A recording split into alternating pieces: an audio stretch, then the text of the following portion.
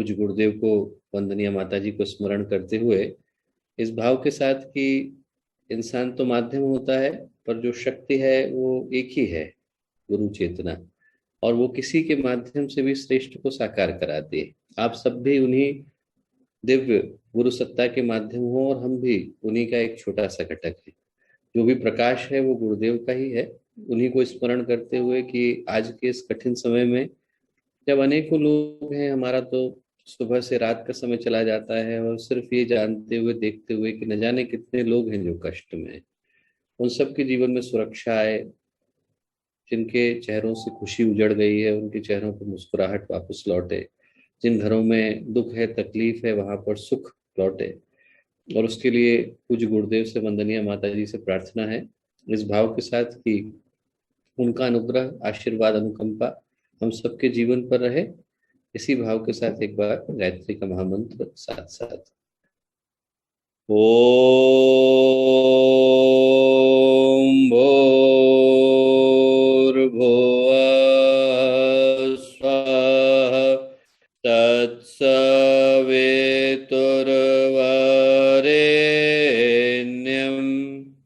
भर्गो देवस्य धीमहि धियो यो नः प्रचोदयात्।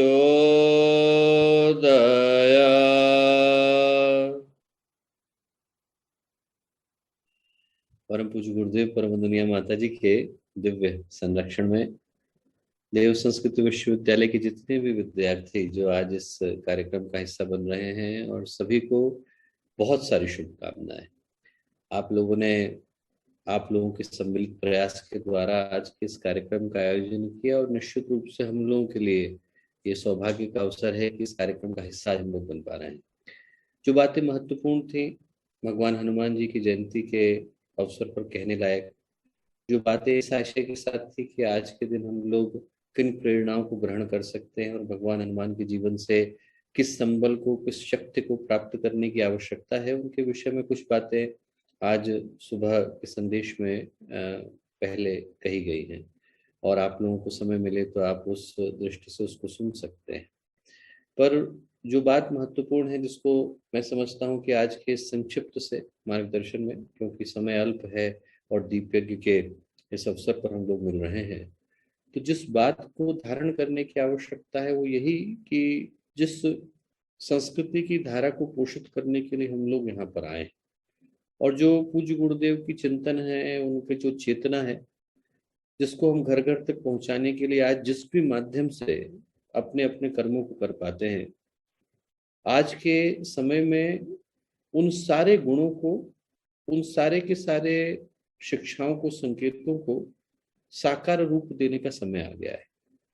अंधकार गहराता है तो निश्चित रूप से कुछ लोगों को पीड़ा भी होती है, तकलीफ भी होती है, परेशानी भी होती है। और वही अंधकार अच्छी आत्माओं को, प्रकाश को लाने के लिए, प्रयत्न करने के लिए प्रेरित भी करता है। और आज की परिस्थितियां हैं जहाँ न जाने कितने लोग हैं जो दुख में हैं, कष्ट में हैं, तकलीफ में हैं। और मैं हर देव संस्कृति विश्वविद्यालय के विद्यार्थी से कहूंगा कि आप में से प्रत्येक को एक विश्वविद्यालय के रूप में खड़े होने की आवश्यकता है। इस समय ऐसा है जहां पर न जाने कितने लोग हैं जो तकलीफों में जूझ रहे हैं। ऐसे बहुत सारे प्रकल्प हैं जिनको शुरू किया जा सकता है। वैसे भी जो दीप यज्ञ का अवसर है वो इसी प्रेरणा को देने के लिए आता है। अंधकार कितना भी हो, पर एक दीपक जलता है तो सवेरा करके ही जाता है। कितना भी वर्षों का अंधेरा हो, वहां पर अरबों वर्षों से, खरबों वर्षों से प्रकाश की एक किरण न पहुंची हो, पर जैसे ही दीपक जलता है तो वो सदियों के अंधकार को क्षण भर में तिरोहित कर देता है। वैसे ही यदि हम लोगों के अंदर का संकल्प जागे, हम लोगों के अंदर की प्रेरणा जागे, तो न जाने कितने लोग हैं जो कष्ट में हैं, कठिनाई में हैं, तकलीफ में हैं, उनके कष्ट को और दुख को दूर करने का माध्यम हम लोग बन सकते हैं। जिस प्रकाश की आवश्यकता है वो प्रकाश यही है कि आज लोगों तक अच्छी भावना पहुंचे, उनके मनों को शांति मिले, उनके कष्टों को जो है शांत कर पाने का माध्यम हम लोग बन सकें। यही प्रार्थना और यही संकेत, यही संदेश आज की तारीख में महत्वपूर्ण हो जाता है। जिस प्रेरणादायी भाव के साथ आज आप लोगों ने दीप यज्ञ को आयोजित किया, क्योंकि जिन विद्यार्थियों ने आयोजित किया और जिन लोगों के मन में ये भाव आया था उनके साथ अलग से चर्चा भी हुई थी, और उन सबके हृदय में भाव यही था, क्योंकि पहले हम लोगों ने सोचा कि इतनी कष्ट कठिनाई का समय है, ऐसे समय में दीप यज्ञ करें कि न करें, न जाने कितने घरों में तकलीफ होगी, क्या इसको हम लोग आगे बढ़ाएं। पर विद्यार्थियों ने कहा कि नहीं भैया, हम लोग इसको अभी के समय में ही करना चाहते हैं, क्योंकि हम लोग संदेश यही देना चाहते हैं कि इस अंधकार के समय में हम लोग प्रकाश की किरण बनकर लोगों के सामने आना चाहते हैं। और यही मैं प्रार्थना आप लोगों से करूंगा। एक ही संदेश जो मैंने सुबह की बात में कहा कि भगवान हनुमान को हम लोग संकट मोचक के रूप में याद करते हैं, और आज हम लोगों को संकट मोचक बनने की आवश्यकता है। इससे ज्यादा गहराई और संकट और मानवता के इतिहास में पहले कभी आया नहीं। युद्ध छिड़ जाता है, तकलीफें आ जाती हैं, भूकंप आ जाते हैं, ऐसी परिस्थितियों में तब भी लोग दूसरे की मदद करने के लिए उपस्थित होते हैं। भूकंप होता है, लोग घरों में पहुंच जाते हैं, सामान ले जाते हैं, उनके घर बना देते हैं, उनके घरों में जो है लोग बिस्तर पहुंचा देते हैं, उनके घरों में लोग दवाइयां पहुंचा देते हैं, खाना पहुंचा देते हैं। ये तो ऐसी विडंबना आई है, ऐसी विषमता और ऐसा अजीब सा संकट आया है जहां पर आदमी अपने ही घर में अकेला हो गया है। उसी घर में अपने घर वालों के साथ बात नहीं कर सकता, लोग अपने घर वालों के पास तकलीफ की स्थिति में सामान पहुंचाने की स्थिति में नहीं। मैं कहता हूं कि इस समय का धर्म एक ही है, जो गुरुदेव ने हमें बताया कि इस समय लोगों की पीड़ा को दूर करना ही हमारा धर्म है। इसके अलावा और सब कुछ भूल जाने की आवश्यकता है। जैसा 100 वर्ष पहले विवेकानंद ने कहा कि राष्ट्र को आजाद कराना ही अध्यात्म है, वैसा ही आज आप लोगों से निवेदन कर रहा हूं कि इस समय इस संसार को संकट से मुक्त कराना ही धर्म है। इसके अलावा ना हमारी कोई पूजा है,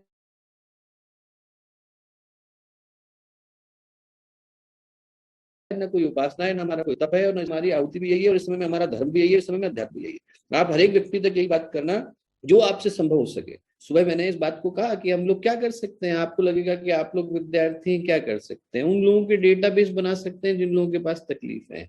अपने बैच के जितने लोग हैं, अपने एल्यूमिनाई जितने हैं, जितने देव संस्कृति विश्वविद्यालय के, उन सब लोगों से पूछ सकते हैं कि भाई आपके घर में किसी को तकलीफ तो नहीं है, आपके माता पिता को तकलीफ तो नहीं है, आपके मित्रों को तकलीफ तो नहीं है। और जिसके पास तकलीफ है उसको जिस तरह के सहयोग की आवश्यकता है बताने में आप संकोच मत करो। आदमी पूछने में संकोच करता है तो दिक्कत आती है। हो सकता है आप हम तक पहुंच जाओ, हो सकता है कि हमारे पास इमीडिएटली वेंटिलेटर नहीं हो, पर हम हो सकता है किसी को जानते हैं, हम हो सकता है किसी ऐसे व्यक्ति को जानते हो जिससे प्रार्थना कर सकते हो। तो आज की तारीख में एक ही ज्ञान की बात मैं कहूंगा और एक ही प्रार्थना की बात कहूंगा कि बस दुख तकलीफ पीड़ा वेदना, इनको दूर करने का माध्यम हमें बनना है। जिस आदमी के पास कष्ट है उसको दूर करना है। जो आपके मन में संकल्प आता है, आपको लगता है हम लोग वेब पेज खोल सकते हैं, खोल दीजिए।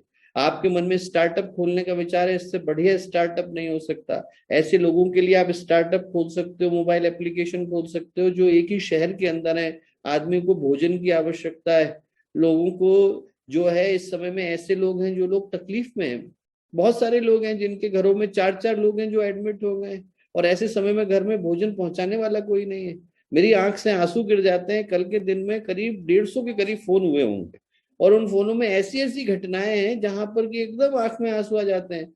दोनों तरफ के पक्ष के, पिता का भी देहांत हो गया, ससुर का भी देहांत हो गया, उसी दिन शादी हो रही है। और उन बच्चों के लिए आप सोच करके देखो कि कितनी कष्ट की वेदना होगी। क्योंकि माता पिता ने कहा कि नहीं साहब, हम लोग डेथ बेड पर हैं, आप लोग अभी विवाह करो। उनने विवाह किया, इधर उनका देहांत हुआ। अब आप कल्पना करके देखो कि कितना व्यक्ति के घर में पीड़ा होगी, कितनी तकलीफ होगी। ऐसे समय में मेरी तो एक ही प्रार्थना है, बेटा आप लोग जो कर सकते हो वो करो, आपसे जो बन पड़े वो आप करो। और आप अपने साथ के लोगों को बताना कि हम सब चीजें पा सकते हैं। आप लोगों की जो एजुकेशन छूट गई होगी वो भी अगले साल मिल जाएगी, जो डिग्री छूट गई होगी वो भी मिल जाएगी, जो चीजें आपकी पढ़ाई छूट गई होंगी सब चीजें मिल जाएंगी, पर किसी के घर का खोया हुआ इंसान नहीं मिलेगा। हम लोग यदि उसको बचा सकते हैं तो हमारा धर्म हो जाएगा। आप हर को कहना कि जो आपसे बन पड़े। इस समय में इस समय में हम लोगों का धर्म यही है, अध्यात्म यही है, तप यही है, पूजा यही है, उपासना यही है, हर व्यक्ति के कष्ट को दूर करने का माध्यम बने। हर व्यक्ति के पास अलग अलग समय में अवसर आते हैं। हम लोग ये सोचें कि हमारे समय में, हमारे समय का महाभारत भगवान ने यही लड़ने को दिया है। महाभारत के समय में योद्धा बहुत थे पर अर्जुन तो एक ही हुआ। आप यही सोचना कि वो अर्जुन हम बन जाएं इस बार, हमारे माध्यम से भगवान का अनुग्रह लोगों तक पहुंचे, वो हम लोगों के जीवन का सबसे बड़ा सौभाग्य होगा। और आप सब देवी आत्मा, आप लोग अपने अंदर छुपे हुए भगवान को याद करना। इतने कष्ट के समय में आप लोग अपना अपना समय निकाल करके बैठे हो। आपको पता है कि इस समय इतना जो है विषमता का समय है, हर व्यक्ति अपना अपना मूल्यवान समय लेकर के बैठा है, और बैठा इसलिए है क्योंकि आप लोगों के हृदय में कुछ अच्छा करने का भाव है। आपके अंदर जो अच्छा करने का भाव है वो ज्योति प्रज्वलित हो, जो आपके अंदर का दीपक जले वो अनेकों के अंधेरे घरों में रोशनी लेकर के जाए। ये हम लोगों की शुभकामना है। समय अल्प है तो मैं बहुत ज्यादा लंबी बातें नहीं कहूंगा। जो बातें कहने की थी सुबह की प्रेरणा में कहीं वो कही।